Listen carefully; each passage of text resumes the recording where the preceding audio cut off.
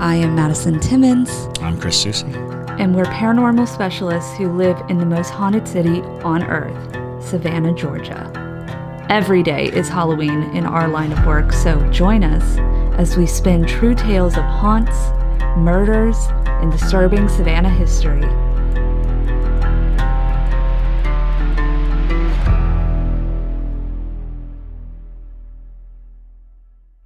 I'm Madison. I'm Chris. And welcome to the most haunted city on earth.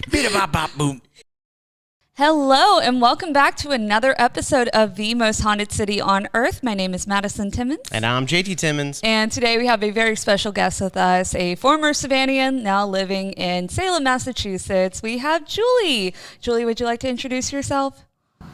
Sure. So I am so happy to be with you all. Thank you for having me. I'm Julie Roundtree, and as mentioned, I do live up in Salem, Mass. these days. I am an actor with a background in Shakespeare. I teach at a local college called Endicott College, and I am currently going back to graduate school at Brandeis University.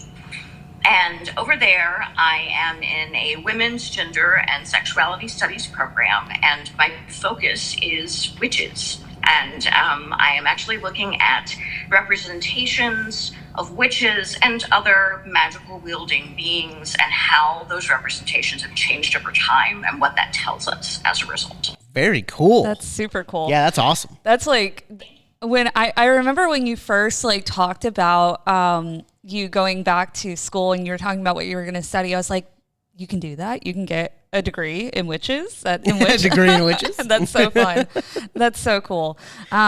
Yes. So witches are one of my favorite topics to talk about besides ghosts. So, so you mentioned earlier that you especially like to talk about how witches were represented in media, especially in the 90s. What would your favorite witch be from the 90s? That's a good question.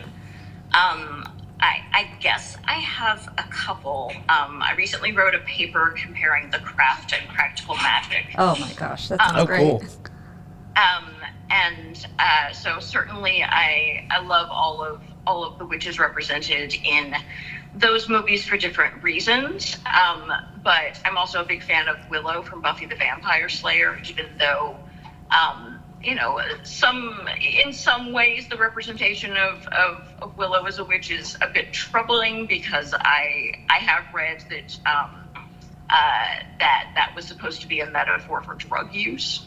Oh. So I don't love that.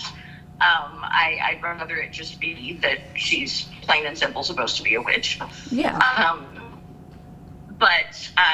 Gosh, I don't know. Maybe as a number one favorite, maybe Sally from Practical Magic. I think she really resonates with me. So that's the Sandra Bullock character. I love very Thor with lots of powers. Absolutely. Yeah, that's your favorite too, right, babe? I love Practical Magic. Yeah. There is a house when we were in Minnesota that we drove by that looked just like the Practical Magic house. And I was like, JT, I've never considered living in Minnesota, but this house. And then we looked it up and it was like $400,000. And I'm like, that's a beautiful Victorian house. It's gorgeous. So. It was gorgeous. It was right on Lake Superior. It was, It was really, really cool. But so interestingly enough, I always love watching, when watching movies about witchcraft and witches in general, seeing how accurate they can be with witchcraft. Which one would you say would be the most accurate to true witchcraft and less of the Hollywood romanticized version of it? Sure. And everyone, that's Piper. Yes, that's Piper. Yeah, Piper would like to be part of the podcast. I don't think she would make a literal appearance, but she might bark a little bit. Gosh, that's a good question. Piper, I love you. Stop. I don't really know. I might be inclined to say Practical Magic again, because it's not the craft. Yeah. The craft goes way on a tangent with Nancy's character, though I love me some Veruza Balk. But I like the fact that in practical magic they use a lot of herbs and tinctures, and to me that's a brand of witchcraft that really appeals to me. And they're pretty good at not doing anything to harm anybody who isn't harming them. Absolutely. Gotcha. And we mentioned the Salem Witch Trials earlier, and will you tell us a little bit about what we talked about, like about 10 minutes ago when we were talking about what we're going to talk about in the podcast. You mentioned that the Salem Witch Trials. There's a reason why you didn't study those in particular. Yeah. So, and I still honestly every single day have a moment where I want to go back and study them because they are so interesting, and I'm right here in Salem. I can walk to the Witchcraft Memorial, I can walk to Gallows Hill from where I live. But I originally wanted to study them because I wanted to try to get to the root of what really happened and pinpoint one thing, but I really don't think you can. Sure. What caused the hysteria was a bunch of bored girls who were playing fortune-telling games, which was absolutely not okay when you're a Puritan, because Puritans took Christianity and took basically all of the fun out of it. They had so many very staunch, strict rules that I think living in that time period and living in that kind of community, it was almost like a power keg, waiting to explode, So the girls dabbling in witchcraft or fortune telling, technically, them doing that, there was, and there have been studies about ergo poisoning. You guys have maybe heard about it. It's a form of poisoning associated with rye bread. And it causes people to hallucinate and have lots of awful gastrointestinal problems. And so there was a decent amount of study put into whether the girls got a hold of that. But the trials and the symptoms associated with the hysteria went on for 13 months, and none of the adults were responding that way, so it probably wasn't the ergo poisoning. But I do think that it was really fear. More than anything, I think it was fear associated with being Puritans and being afraid of the other anything. And it was fear of Native Americans coming, and because there was a recent war, so there were always big concerns that Native Americans would come and pillage land, and the land that did belong to them, of course. But so I think I'm battling, but I do think that fear overall was what caused the hysteria. And I think religion is what caused the hysteria. The Puritan Church, and their particular ideology is what caused everything to sort of have a ripple effect from there. Gotcha. Absolutely. I think that's a common theme through all of the different witch trials throughout world's history.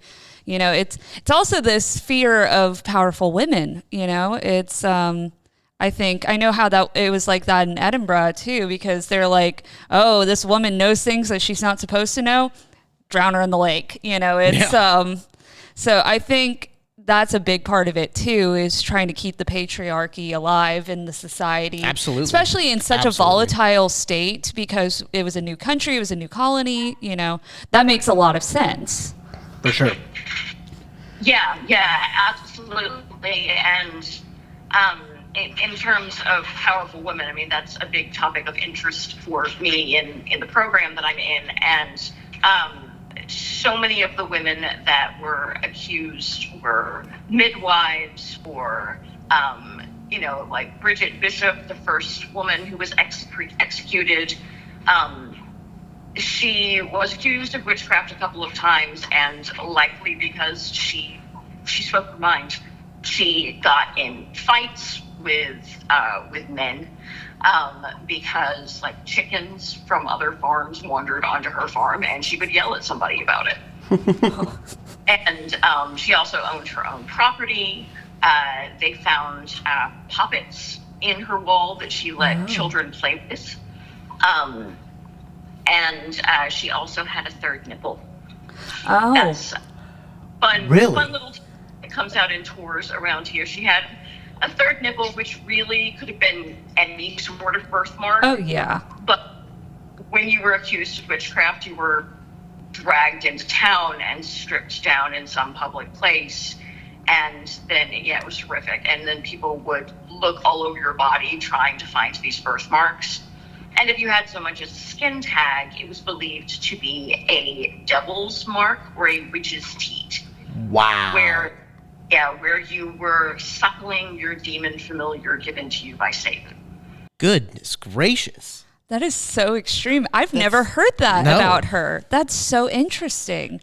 Wow. Yeah, and they looked for those marks on everybody who was accused, including the men too.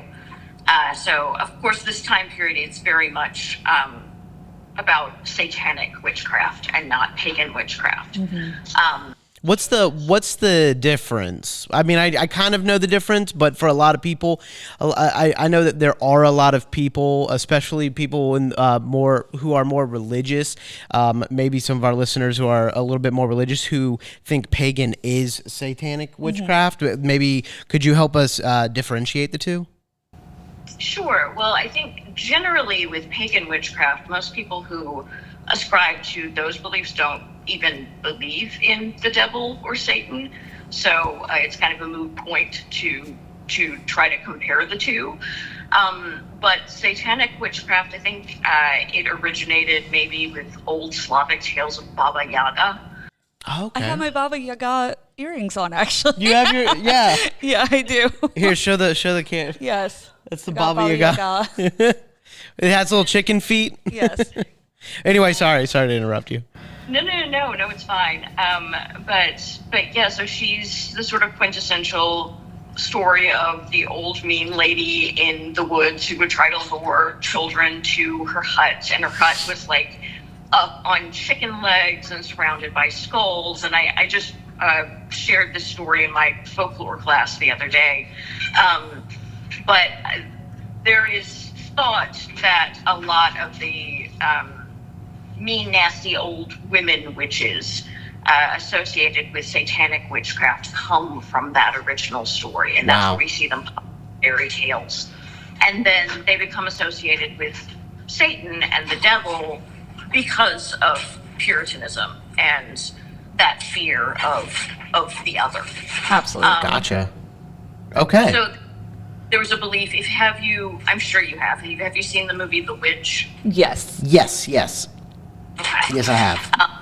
I showed that to my college students the other day and had to be like, so guys, this gets weird at points. And, and I would look out in the audience and they would just be staring. Was that movie an accurate representation of like, I don't know, witches or satanic witchcraft?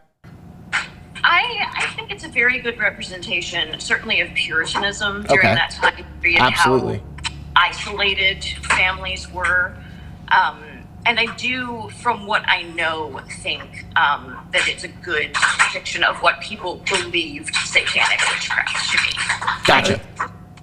All right. Finding a way to the devil in his book, and then becoming essentially his to do with whatever he wants. Mm-hmm. And then paganism is a totally different thing. It tends to be earth-centered and, like I said, have nothing to do with the devil. And there are lots of different kinds of paganism. The girls in Practical Magic are good examples of pagan witches. Mm-hmm. Gotcha. I would definitely classify the women in Practical Magic as more green witches, because, just people who use what's from the earth to make to amplify their powers, essentially, because there's lots of different paths with witchcraft. We're learning all about witchcraft on this episode, so might as well go into it. But yeah, there's all sorts of different paths that you can take with witchcraft.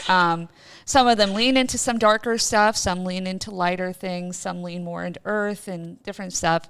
Wiccans believe in a whole different realm of things. So yeah, I always like Practical Magic because, one, it's a feel-good movie, but it's it really does show, like, especially where a lot of people start with their witchcraft. Sure. A lot of people start in that green space because people feel connected with earth. Absolutely. So, but yeah. Cool. But so what would your favorite story from Salem be? I know that's a very loaded question, but that's a really good question. Weirdly, my favorite part of Salem still to this moment is kind of the reason that I moved here, and that was because I had a dream about coming here. Ooh. Oh, wow.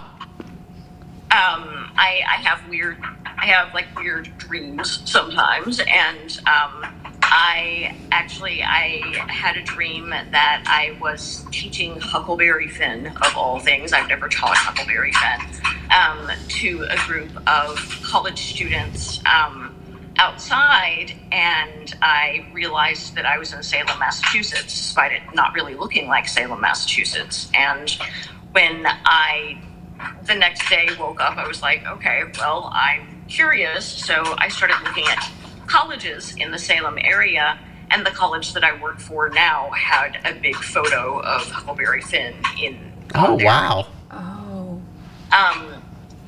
But so just like the personal reason that I ended up here, that's kind of a fun little anecdote. But I would say maybe not my favorite story, but my favorite person to study around here is Bridget Bishop, that first woman who died in the trials. I just think she was a really, really cool, forthright individual. If you've read The Discovery of Witches, she pops up in those books as well. So it's just, to me, it's neat to walk among that kind of history on a regular basis. And she is supposed to haunt a number of locations in the area.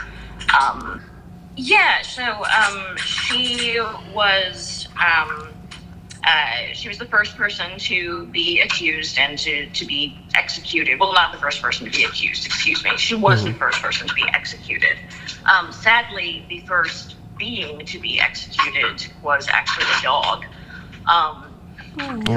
Was believed to have ingested evil. But that's a whole different story. It involves girls peeing into a bucket and then turning that into a cake. Wow. That's that. Yeah, we can hear that story. Yeah. So I'm sure you've heard of the character Tituba. Yes. From the Crucible and from history. She's usually considered to be from Barbados, and John Proctor brought her back from Barbados as an enslaved individual. But what really happened is she was an enslaved individual for the Paris family, Reverend Paris's family. And she, once the girls started acting out, they were having hallucinations, they were crawling on the floor acting like dogs, they were trying to throw themselves into the fire, they were going mute. This is what people were witnessing and what some doctors deemed as being like, these girls are bewitched. Somebody has bewitched them. So of course, if you imagine from the perspective of a Puritan, that's terrifying because it means essentially there's the devil in your house and it's affecting your children. But Tituba, with her background in magic, told a next door neighbor, Mary Sibley, to bake a witch cake. And some people just call it a pea cake because it involved all of the afflicted girls peeing into a bucket and then them combining it with rye and flour, I think, and making a cake out of it. And then they fed the cake to a dog. The idea is that when the dog bites into that cake, the person responsible for doing the bewitching should feel pain and cry out. I know, it's really good science. Yeah. Yes. Goodness. Also, it's obviously a form of magic or Yes. witchcraft. So they're using this form of magic to try to figure out who has bewitched the girls. And what ended up happening is obviously no one cried out. The dog got really sick. Oh, They man. thought that in the dog, and they ended up hanging the dog, which always makes me really sad. So that was boy. actually the first victim of the Salem Witchcraft Trials was a dog. I didn't know that. Poor puppy. Yeah, Wow. I know, it makes me so mad. Yeah, for sure. The dog didn't want this. No. No, the dog didn't want to eat a PK. That's so But- interesting, though. It is. Yeah, and so Reverend Paris, when he found out about this, was actually really upset, and that's one of the reasons that Tituba ended up getting in trouble and having to go to trial. I see. Because she probably practicing a form of magic. Gotcha. Wow, that's why do they not talk about that more often? I mean, honestly, that is such an interesting story that Yeah, I had for sure. no idea about at the witch trials. Now, if you wanted to visit Bridget Bishop in Salem, is her grave still there, or is there like a memorial to her? So the graves of most of the people who were executed, we don't really have. There are a couple of people, I think, who are buried on Rebecca Nurse's land, and she was one of the more prominent and beloved older folks who ended up being executed in the trials. But most of the other people, their bodies were cut down and just left to roll down the hill. It's really horrific. We do, however, have a beautiful memorial set up in Salem where there's kind of like a stone bench for each and every individual who was executed. So there are 20 of them. And they each have their names and the dates of their deaths. Wow. And there's a local tour guide who's also a witch who comes every week and puts flowers and other mementos on those benches to kind of remind people what they are, because especially in Halloween, the town gets mobbed. People are sitting on the benches and not even really recognizing what they're doing. Sure. And we try to keep it as much of an actual memorial as Sure. possible, and pay your respects to everyone there. Yeah. So what's a common misconception people have about witches? What's the most common misconception that people have about witches? I should rephrase that. That they will curse you in some way. Most modern day witches don't even believe in that sort of thing. Believe in something like karma. Gotcha. What you put out there, that energy is going to come right back to you. That all witches are associated with the devil, when most, again, modern day witches don't even believe in the devil. And who knows, I'm not even sure if satanic witches, my dog's knocking over things. She's doing that at the best possible time. It's fine. It's okay. But I'm not even sure if satanic witches, I mean, I'm sure they existed in some capacity, but they certainly didn't exist in the capacity that people made it out that they did. So, I think witches, for the most part, over the years, have been people who are much closer to the pagan definition I see. than the satanic definition that has been layered on top of them. Okay. There was certainly witchcraft going on during the period, but that was in the form of midwives and people who were making tinctures and salves that had been passed down through generations. And then, of course, that was taken over by the medical field. Okay. Absolutely. Awesome. One of my favorite witches that I learned about, not like a specific witch, but like type of witch that I learned about in Salem when I went there a few years ago, was the country witch. I always thought that was interesting for pop culture because the country witch is the reason why we always saw witches depicted as green. Because they would be out in the field picking herbs and stuff, and their thumbs would turn green. And so people would see that and be like, oh, their skin is turning green. And that's, yeah. And so that then it started to evolve into, the Wicked Witch of the West. She's all green, Elphaba, things like that. But that's where it came from. And I was like, that is so interesting. That is interesting. I'd never heard that before. That's really cool. I saw it at the, I think it's the Witches Museum, the one with the cheesy one with all the mannequins, That might be the witch. Well, it could be a couple of them, to be quite honest. But Witch Dungeon Museum, and that one does have like a lot of like 1970s mannequins. Yeah. So that's probably the one. So how much do you know about the Bell Witch? I don't know much at all. Okay. I didn't know because I know she's not even like, close to Salem, Massachusetts. I just didn't know if you knew about the Bell Witch, because she's like one of my favorites. Like I feel like the term witch though for the Bell Witch is or like not, it's given to the wrong entity, because the Bell Witch is definitely more of a demonic entity in my opinion. But I'm sure you would agree with this, Julie, is in a lot of folklore and writings and stuff, people just assign witch to things that they find evil, or or they like maybe like female and evil. Yes, equals witch. Yeah, so if a demon is posing as a female, it's like witch. Yes. Oh, well, there's the math there. Yeah. There's the science. Interesting.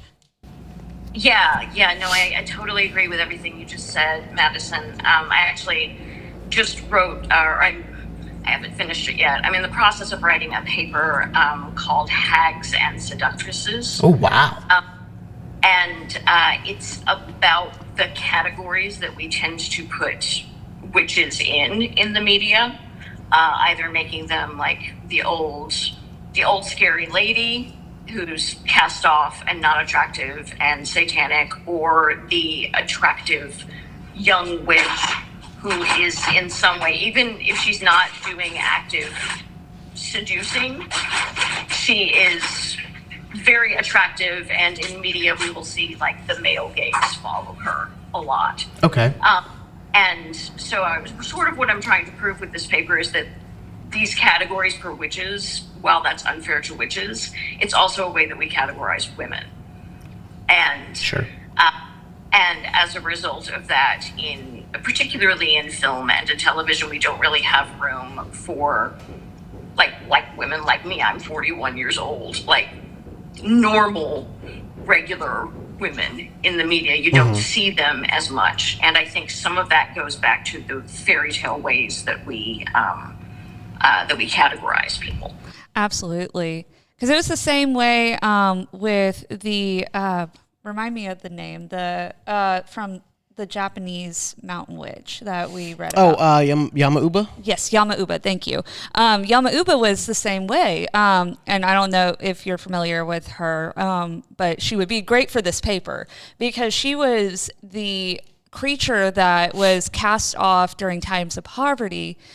Usually the elderly were the ones that were cast off because they had the least amount of time. So they would send her out into the woods. And because she was cast off, she would turn into this mountain witch of sorts. And she would, cause evil in the mountains of Japan.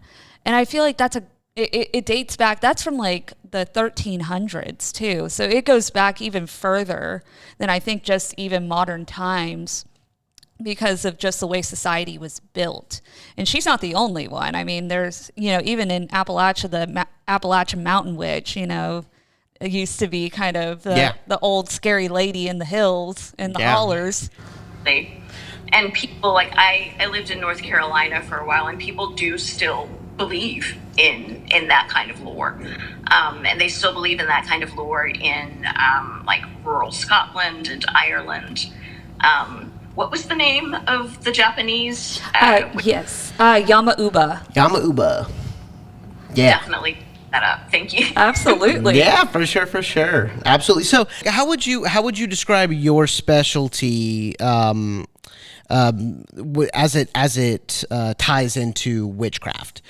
So I am looking specifically at the way that we have depicted witches, particularly in the media, not just film and television, but also like makeup campaigns, clothing, that sort of marketing. Like you see all over the place right now because we're getting into October, like bewitching makeup, and there's a girl with really, really dark makeup on, and she looks sort of like one of the girls from The Craft.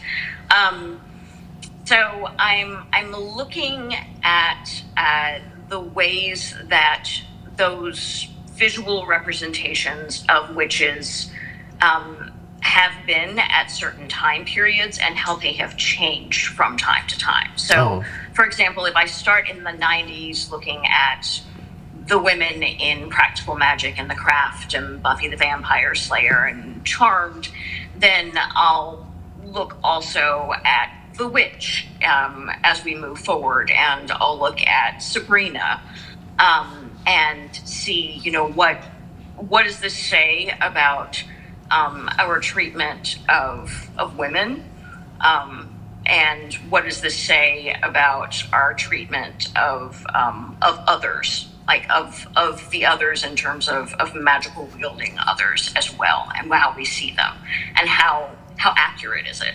So I also have an interest in anthropology, and the program that I'm in is closely associated with the anthropology program at Brandeis, so I'm in a bunch of anthro classes right now. So I'm probably going to do some field work and actually reach out to a number of pagan folks that I know. I'll probably reach out to you guys too. Absolutely. Cool. And ask questions about, and I haven't formulated the questions yet, so I don't know exactly what I'll say, but specifically wanting to know how people who actually do believe themselves to be witches, how they feel about those representations. Oh, wow. And also reach out to some folks who have done some scholarship before me. And, just do that sort of field work and incorporate that into my own personal point of view. Awesome. And have y'all talked about what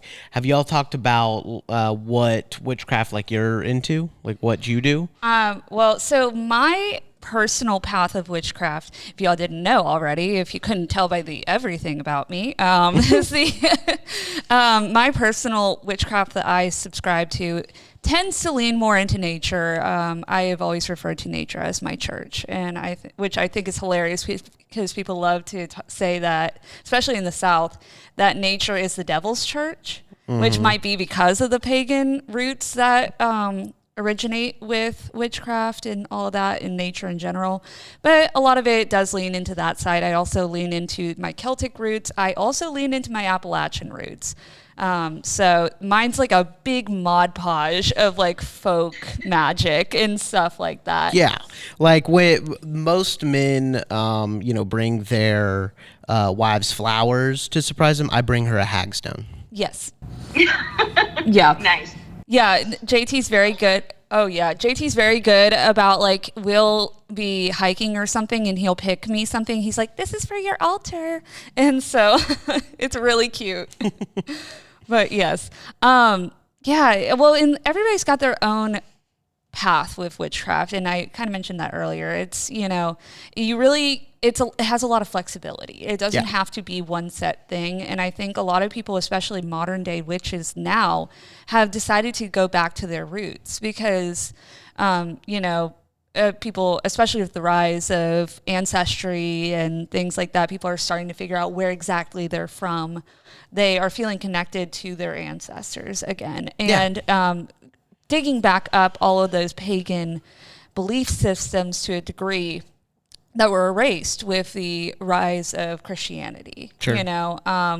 Where basically a lot of the Christian, I'm sorry if you are Christian and this offends you, but like a lot of, Christian rituals of sorts were taken from pagans, and they were just rebranded and created into something, which is totally fine and dandy. But, some people are going back to what it originally was. Sure. And making it their own. But before I met you, Madison, I thought of witches exactly how the rest of most of the country thinks of witches. I did. I mean, and then you kind of like introduced me into what, witchcraft can be, what it actually is. But I do have a question, Julie. Is there actually, can there be evil witches? Can there be? Because she's made it, she's kind of like told me about witchcraft, and now I don't see witches as evil anymore. But can there be that evil witch? I think, as with any religion, with any belief system, there are people who can go a dark path, and there are people who are witches who will go out of their way to try to bend the will of others, which is something you're not supposed to do.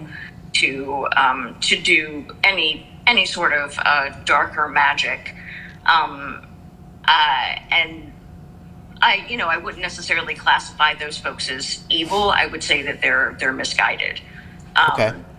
And they're it's kind of like I worked in a voodoo shop down in New Orleans, and we constantly had people coming in and saying things like, so how do I hex my ex? Or can you make a doll that looks like, and then they describe their boss. And you're like, no. Oh my gosh. I think voodoo is like the most misinformed practice of witchcraft, for sure. Yeah. When we went to New Orleans recently, like last year, we took a whole tour that was on voodoo with a voodoo high priest, and he spent the entire tour. We thought, it was going to be like kind of, like a, kind of kitschy sort of thing where like, they're like, oh, this is how, this is voodoo dolls, and this is this, and this is what we do, like where we, we thought that they were going to give the tourists what they want. Yeah. That's, yeah. And I think there was pretty much everybody on that tour, except for like maybe me, who was expecting that. And I think they were a little disappointed because voodoo is not like that at all. And we're even saying it wrong. He said it's voodoo. It's voodoo. Yes, technically like, it is voodoo is how he said it. But he said you can still say voodoo. It's totally fine, just so people don't look at you like you've got a crazy like you don't know how to pronounce it. Yeah, exactly. And so, but he spent the whole time like really dissecting it for everyone. He's like, this is what it actually is. This is how an actual ritual would go. Like you got to give rum to Papa Legba so that, he doesn't, mess up the ritual and things like that and all sorts of things. And I thought it was so beautiful to like, and how he was like, this is my particular symbol. I'm not going to show you what all of it means so that you don't know how to like break it essentially. But he's like, people who are also practitioners will come by and be like, oh, that's Roby, that Roby did a practice here. So, friend. Oh, really? Roby's your friend? Oh. Yeah, he's a friend of mine. I was going to ask, was this a really tall lady? Yes. Yeah, that's Roby. Oh.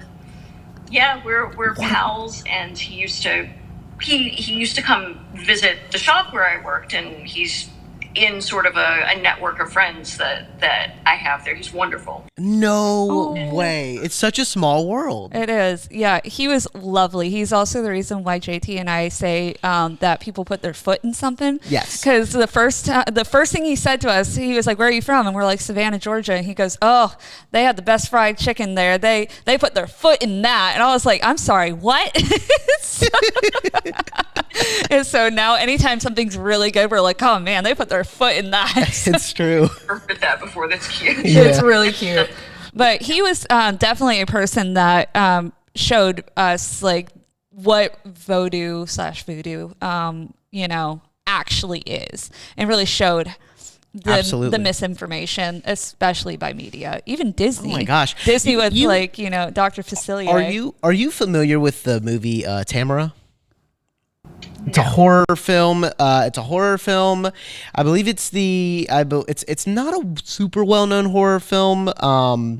And it's about a woman who practices witchcraft, who is set up by a group of like jocks and to be made fun of, and they lure her to a motel room, and they accidentally kill her in the process. You've seen this movie. Yeah, we watched it. Yeah, they accidentally kill her in the process of everything, and then she comes back as this super sexual seductress, powerful witch, and kills them one by one. And so as we're talking about like media and that's one of the movies. Now I love that movie because it's a great horror film. It's a great story. But that is one of the movies for me that, made me see witchcraft as such a dark magic. Well, that movie's got some when I was younger. That movie's got some issues just because it's the classic trope of like the awkward nerdy girl, and then she dies and she comes back as Yeah, but it was the pentagrams and the salt. Oh yeah, it was the salt protection circles and all of that stuff that they were incorporating, and and people didn't understand that both of those are protection tools yes. and not for evil. Yes, but it looked like evil. Yeah, exactly. Yeah, it's interesting the way the media, like your studies, like that's super. It's niche and it's interesting and it's super important. It is. Thank you. No, I'm excited, and I did not think that I would find a school that would let me study something like this. I was laughing at myself for writing a paper about the craft and practical magic and intersectionality. Like, who's going to allow me to write that on a graduate level? But I just happened upon the right university where they really let you figure out what you want to research and go from there. So I'm exhausted, I won't lie, because I'm teaching at the same time, but it's definitely a good time. Is there anything about witchcraft that you want our listeners to know? I would say don't believe the media. Understood. And I would say that if you really want to know something about it, find an individual who you think is trustworthy, who is actually a practitioner, and talk to them. Gotcha. I would say that from what I know of witchcraft, of practice, it's beautiful and earth-centered, and it's not at all what we espouse it to be in the media. Wow. Absolutely. Go to your local metaphysical shop and somebody will talk to you. Not like Earthbound, but like not an Earthbound, actual but like a local metaphysical shop. Earthbound. Yes. Or read books. Books are your best friend when it comes to learning the craft. But it's good to be well researched. And I think too, a lot of people jump into it and immediately are like, I'm going to do this magical money spell. And it's like, no, don't do that. Can you, here's just a kind of like a side question. Can you be Christian and practice witchcraft? I think the two sort of buck against each other in some ways. But that being said, I have a friend who considers herself, we jokingly call her an Episcowitch, because Episcopalian. Sure. Yeah. She does like root work and spa work and a lot of the like tangible forms of witchcraft. Sure. So it works for her. Absolutely. I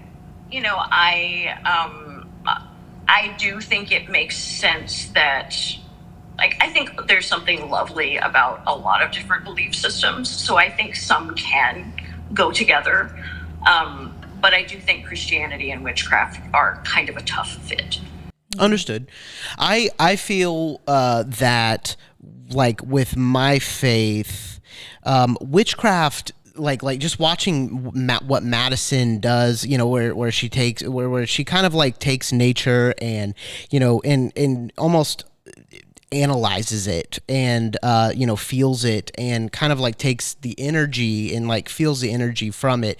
That, to me, you know, for my faith has always been influenced by how unique nature is. It's like I almost, my opinion is always like, this can't be just created on accident. That's how I've always seen nature. It's like, it's so perfect. Everything is just so wonderful. And obviously a lot of that has to do with evolution and whatnot. But, you know, for me, it's like this, you know, some, like when you see those like bluebirds like out in Madagascar dancing in front of each other, you know, to get a mate, I'm just like, that has to be divinely created. And so even though I don't practice witchcraft, it's kind of a way to, when I see Madison and what she does with nature and all of that, I feel that in a very divine sense, where I'm just like, you're right. Like there is something about nature that, you know, is almost, for me, proof that God exists. Sure. And I think that's how a lot of people feel, because there are people who consider themselves Christian witches. There are books on it too, if that is something that interests you. I know there's a few people on TikTok who also consider themselves that. And it's an interesting concept. Sure. And I think people who practice Christian witchcraft of sorts treat God and Yeshua or Jesus, however they refer to it, as a deity of sorts, less than like this all-encompassing being that is Absolutely. against, you know, that is controlling you. They see it as more of like a relationship, less than just like this being that's telling you what to do. Yeah. Kind of in the same way that, you know, there are people who do deity work with other beings of sorts, some Celtic, some, you know, Slavic, some, you know, from Africa, things like that. So I think they treat it in more of like a older way of thinking, Sure. and less of the modern form of Christianity. Is witchcraft malleable to what you want it to be? So like do you have to necessarily define yourself, or can you be, you know, that religious person, no matter what religion, who, you know, maybe goes, I want to practice witchcraft, I want to read some books and all of that, and you know, but I still want to stay religious. Like, can it be that malleable? Honestly, I think it depends on the person. Okay. Because people are going to believe different things. Sure. I think, you know, some people will say, oh, you have to do, from what I understand, will say you have to do this particular ritual this particular way with this purple candle and, you know, and this number of specific items. But other people will say, no, it's more about follow your heart, follow your intuition, check in with your particular spirits, your ancestors. So really, I think it depends on the person. I'm not sure. Mm-hmm. Okay. I completely agree with that. I mean, and there is nothing wrong with, even if you don't practice, just learning. You know, learning it, because that's the best way to understand other people, in my opinion. And I think that's a big part of modern witchcraft, is understanding others and growing your empathy. Absolutely. You know, and becoming a better person, because that's a big part of it. It's not all just like ritual work. It's not all just putting water out under the moonlight. It's about understanding yourself as a person and becoming the best version of yourself. Gotcha. Through your practice. And so even if just reading it helps you understand more so about yourself, that's totally fine. You don't have to do the ritual work. You don't have to, you know, wear the crystals and things like that. You don't have to have an altar necessarily. You can, in my opinion, I think you can take what you want from it and move forward. But if you are working with spirits, please protect yourself. So Madison, Madison, Do you have any other questions for her? Because I have like an ending question. Yeah. I would definitely say if our viewers want to visit Salem, what would be the best places that you would recommend for people to go to? That is a phenomenal question. We'll definitely check out the memorial, and it's right downtown. I would say go to what we call the Witch House, which is a big black spiky house, and it's definitely misnamed because no witch ever lived there, but rather Judge John Corwin, who was one of the main judges during the witchcraft trials. He lived there. But it is the one remaining building from the trials. Salem did what they could to get rid of all of the evidence of the trials, including the buildings that existed from it. But the witch house does still exist, and it's also right downtown. You can walk through it, you can get a tour, it's really cool. If you're a fan of Hocus Pocus, you can walk by the old town hall, and these are all like right in an area that you can walk around and see. Salem's very pedestrian friendly. There's a tour group that I'm probably working with in the spring called Bewitched After Dark. They're fantastic. They don't give you what a tourist necessarily wants. You know, like Absolutely. They give you the real, like, nuts and bolts of what happened during the trial. And it's a 2-hour tour. It's very interesting. And one of the folks who gives those tours is a practicing witch. The other one is, like me, she's an academic. So I would definitely recommend them, Bewitched After Dark. There's a lot of good food here. And just in terms of the outdoors, the waterfront in Salem is really, really beautiful. If you're a fan of walking down by the water, I would recommend that. Those are the big tourist spots that I would recommend.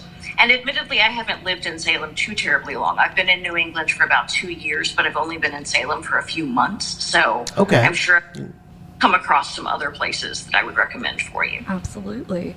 Yeah, the witch's house is very pretty too. It's just like a very aesthetically pleasing looking house. But yes. It is. Awesome. Well, Jay, For do sure. you want to Yeah, ask a question? I would love to end it by going back to the beginning and asking you, could you possibly give us the rundown, just the entire story of the Salem Witch Trials? Sure. So I won't be able to get exact dates necessarily. Oh, that's fine. Yeah. Essentially what happened is that a group of young girls from the ages of 8 to I think 17, so a wide age range, but you know, the girls who happened to live around each other were playing one night at Reverend Paris's house, and so local minister, and they decided to do a game of fortune telling. And the fortune telling game that they were playing, which we think learned from Tituba, because we don't know anywhere else that they would have learned it, involved taking a glass of water and breaking an egg and separating the whites from the yolk and pouring the whites into the water, and then you're supposed to see it turn into a shape of some kind. And the shape is usually going to be representative of the letter of the person's first name that you're going to marry, or a shape that represents like their job. So they were trying to like play a game of girl talk, like I would have done back in the day. Yeah. They were trying to figure out who they were going to marry, and Reverend Paris's little girl Betty, who was the youngest one, saw what she thought was the shape of a coffin, and she thought that meant that she was going to die. So she freaked out. She knew she couldn't talk to her parents about it, because then she would be letting on that she'd played this game of fortune telling and getting all the other girls in trouble. And so she just went mute for a week. So obviously her parents freaked out and they called doctors in, and the first 2 doctors said, there's nothing wrong with your daughter, we don't know what to tell you. The 3rd doctor, Dr. Griggs, I think is his name, said, I think she's been bewitched. And from that point forward, things really started to roll. So then we get Tituba reaching out to Mary Sibley, and we get that pea cake that I mentioned earlier. All the other little girls, either because they wanted attention, or they were bored, or they were actually caught up in the hysteria, or they were actually, I don't know, actually bewitched in some way. I don't think that's the case, but who knows? They all started acting out. So you've got this group of, I think, 5 or 6 girls, and they're all like they're foaming at the mouth, and they're speaking in tongues, and they're rolling around on the floor, and they're lashing out at people. And the parents are at their wits' end, and this looks like demonic possession. I was about to say.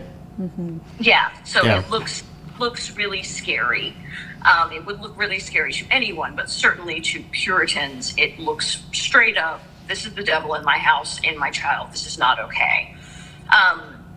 So from there, people just start pointing fingers at folks who, thank you, Piper, at folks who make them think of witches. So we get Bridget Bishop as the first one, and then it just sort of steamrolls from there. People who are mentally unwell, old widows, midwives, people who talk back to each other in public, any little thing that might make you look like a non-pious Puritan individual could get you accused of witchcraft. Okay. And so eventually this took place over the course of 13 months.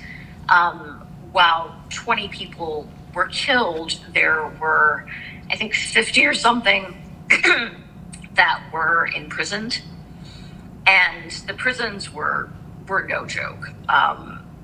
They were like cells that you couldn't even sit down in, sewage below your feet because like you didn't have anywhere to go to the bathroom, and the river would actually flood the prison, so you'd be standing in your own filth for however long you were in prison. They even imprisoned a 4-year-old girl. Her name was Dorothy. They thought her name was Dorcas, which is a really unfortunate name. Her name has been reported Dorothy, and I'm forgetting her last name, but she was imprisoned with her mom because someone asked her, the little girl, "Are you a witch?" And she said, "Yes, I'm a witch, and my mom is a witch." And what made her say that, who knows, but she was 4. Yeah. And so then she was imprisoned with her mother, who was pregnant. She witnessed her mother give birth in this awful prison cell. And the mom, I want to say mom died, but then Dorothy, it's really sad, just became like the mad woman who went from house to house and ate scraps of food that people left out. So there was a ripple effect that came even after the trials were over. Wow. But essentially, what ended them is that the governor who had been out of town came back. His wife had been accused of witchcraft. He was like, "Oh no, what? I don't understand." And a bunch of people said, "You've got to come back. This is really taking hold of the city or the area," and he did, and he put an end to it, and released a lot of people from prison. And that was that. So in the end, only 20 people died over the course of 13 months. But I think historically, that's the most that we've had in a certain span of time. So even though like the burning times in Europe, that affected many, many more people than what we're talking about in Salem. Salem, it was a much more claustrophobic event, if that makes sense. Absolutely. Wow, that's wild. The witch trials are just, there's a reason why people are so interested in it still to this day. Yeah. Because it's a horrific thing that happened in history, but it's good to learn from it, and that's always. How many people do you think thinks that the Salem Witch Trials, like, they were actually like witches? Like, how much of America or just people that know about it, don't know what you just said? Like, gosh, I don't know. I feel like the people I run into assumes that everybody was innocent, but that being said, I don't run into a decent number of the folks in the country who might be inclined to say that, like, if they were witches, they got what they deserved or something like that. But I bet there is a subset of the population. Yeah. Well, believes. I think they don't really teach it in public schools anyway. No, they definitely don't. It's like you get further into some of the more rural parts of America. I'm sure they're probably like, hey. Like, yeah. So That's wild. Yeah. But it is interesting. And I'm thankful that you actually told us like the actual happenings of it, because it is one of those stories that I think that's what like a lot of this episode is kind of like just clarifying for everyone. Maybe there's some listeners who don't know, all of what we're just talking about. It's like clarifying, what is actual like witchcraft. Absolutely. Like, what is it really? Absolutely. Yeah. Well, cool. Awesome. Well, thank you so much, Julie, for coming on. We really appreciate it. Yep. Thank you so much for having me. This has been a lot of fun. For sure. And we have an exclusive interview on Patreon with Julie soon that Chris conducted when he was up there live. Yep. So if you enjoyed this episode, definitely consider becoming a Parajunkie. And yes, if you didn't realize, our patrons are called the Parajunkies, thanks to Chris, because he says ghost heroin all too often at this point.